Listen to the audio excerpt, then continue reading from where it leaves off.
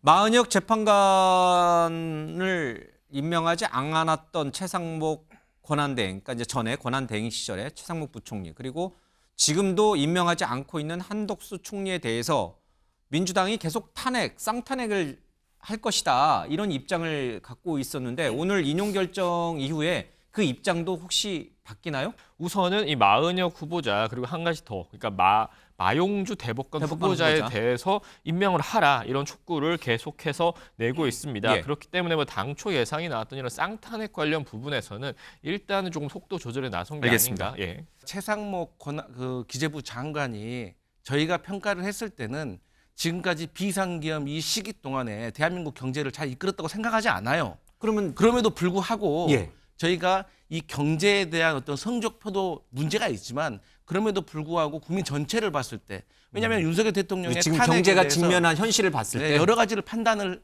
종합적으로 예. 해야 된다는 것이죠. 사실 그렇게 따진다고 하면은 뭐 한덕수 권한대행 혹은 최상목 권한대행 시절에 민간국가 지정된 거 알았습니까?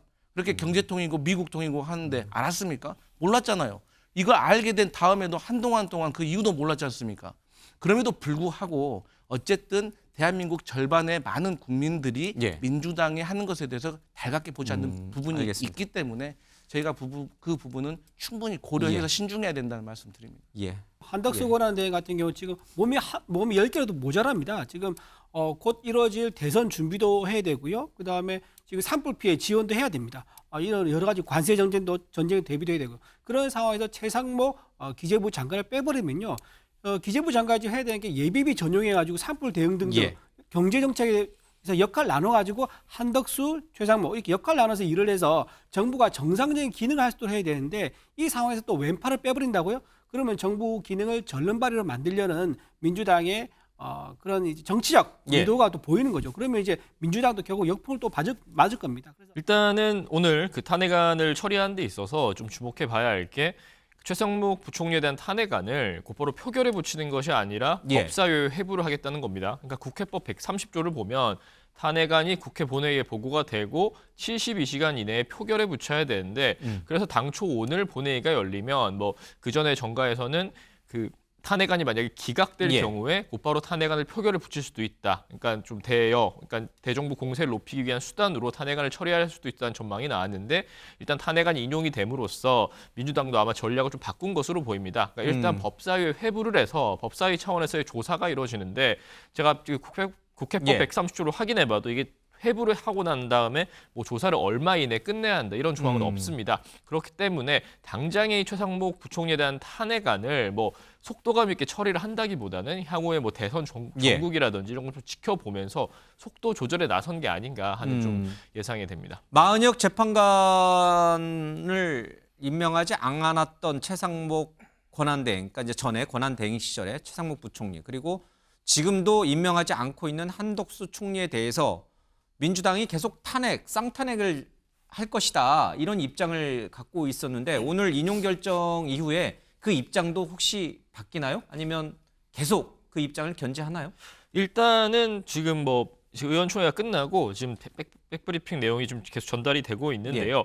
우선은 이 마은혁 후보자 그리고 한 가지 더, 그러니까 마용주 대법관 후보자에 대해서 임명을 하라, 이런 촉구를 계속해서 내고 있습니다. 예. 그렇기 때문에 뭐 당초 예상이 나왔던 이런 쌍탄핵 관련 부분에서는 일단은 조금 속도 조절에 나선 게 알겠습니다. 아닌가 생각이 듭니다.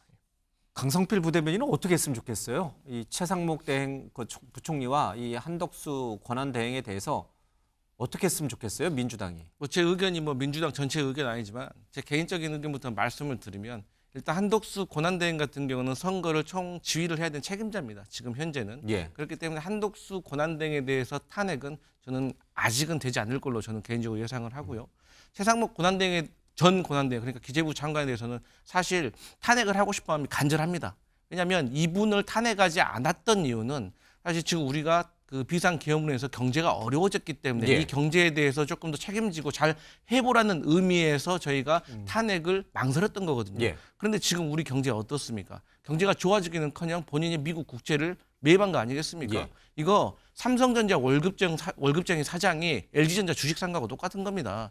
그리고 지난 인사청문회에서도 여기에 대해서 잘못된 것을 인지를 하고 본인이 팔겠다고 했습니다. 그런데 또 샀다고 하는 것은 저는 분명히 잘못된 시그널이다. 그런데 여기에 대해서 불법이 아니라는 이유로 지금 버티고 있는 것 같은데 그럼에도 불구하고 어쨌든 윤석열 대통령의 탄핵이 인용이 됐습니다. 그리고 이 탄핵 심판을 하는 과정 속에 사회가 극도로 분열이 됐습니다. 예. 그렇기 때문에 민주당이 이제는 수권 정당을 지향하고 있기 때문에 국민 절반을 보는 게 아니라 국민 전체를 보고 예. 정치를 해야 되기 때문에 여기에 대해서는 신중해야 될 필요가 있다. 이런 말씀 드리겠습니다. 그러니까 한덕수 총리가 이제 워낙 경제 또는 대미 외교와 관련해서 통이라고 불릴 정도로 굉장한 전문가가 있으니 최상목 그 밑에 있는 기재부 장관이나 경제부총리는 탄핵해도 뭐 크게 경제에 해가 되지는 않는다 이런 생각을 갖고 있는 건 아니죠. 그래도 지금 아시잖아요. 미 관세, 지금 환율. 그러니까 제가 드리는 추경. 말씀이 예. 그러니까 최상목 그 기재부 장관이 저희가 평가를 했을 때는 지금까지 비상기업 이 시기 동안에 대한민국 경제를 잘 이끌었다고 생각하지 않아요. 그러면 그럼에도 불구하고 예. 저희가 이 경제에 대한 어떤 성적표도 문제가 있지만 그럼에도 불구하고 국민 전체를 봤을 때 왜냐하면 윤석열 대통령의 지금 탄핵에 경제가 대해서 직면한 현실을 봤을 네, 때 여러 가지를 판단을 종합적으로 예. 해야 된다는 것이죠. 사실 그렇게 따진다고 하면은 뭐 한덕수 고난대행 혹은 최상목 고난대행 시절에 민간국가 지정된 거 알았습니까?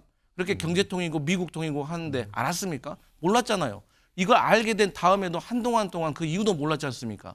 그럼에도 불구하고 어쨌든 대한민국 절반의 많은 국민들이 예. 민주당이 하는 것에 대해서 달갑게 보지 않는 부분이 알겠습니다. 있기 때문에 저희가 그 부분은 충분히 고려해서 예. 신중해야 된다는 말씀 드립니다. 예.